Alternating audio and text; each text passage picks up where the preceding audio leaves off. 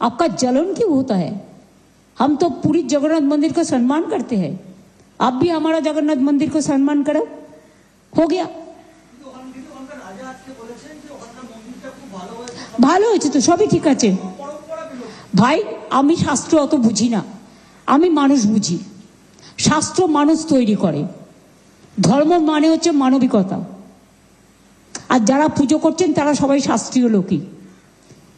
এবং যখন পুজো প্রথম হয় তখন রাজেশ দৈত্যপতিও নিজে এখানে ছিলেন, যিনি পুরো পুরীর একজন দৈত্যপতি। Don't forget that. উনি তো বলতেই পারেন, শুনুন, যে কোনো রাজ্য তার নিজের কথা বলতেই পারেন, তাতে কি আছে? আমার নামেও তো এফআইআর করেছেন, কিন্তু আমি তো ওদের নামে পাল্টা করিনি। এটাই হচ্ছে মহত্ব। কে কেমন, a tree is known by its fruit.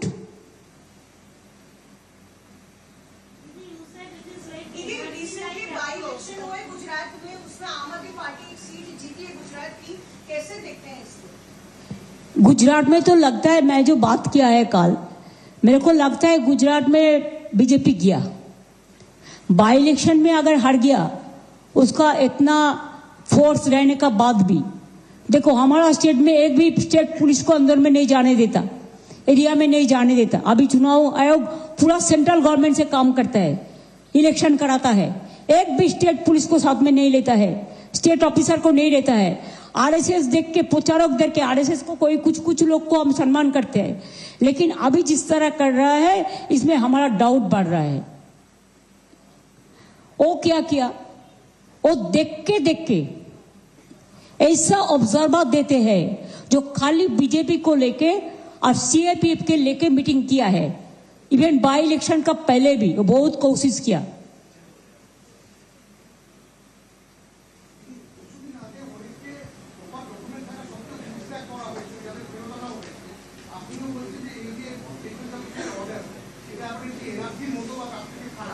অনেক খারাপ।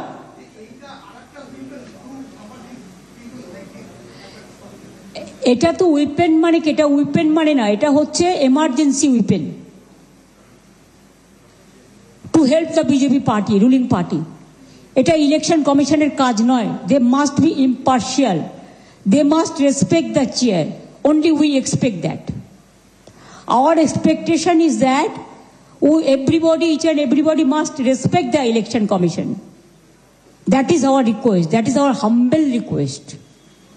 It is not that I am blaming anybody, I am showing you the example and the document will speak itself. देखो ये सब बात तो दूसरा है, उसका अंदर का बात है। किसी कोई पार्टी का अंदर का बात लेके बात करना ठीक नहीं है। ठीक है, थैंक यू सो मच।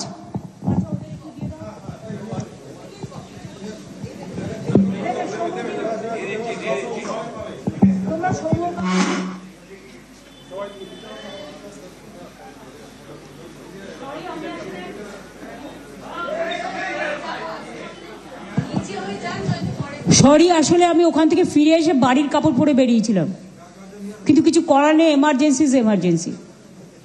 কাজে আমি আশা করি আপনারা এটাকে নিয়ে অন্য কোন রকম কেউ কোনো ভুল বুঝবেন না।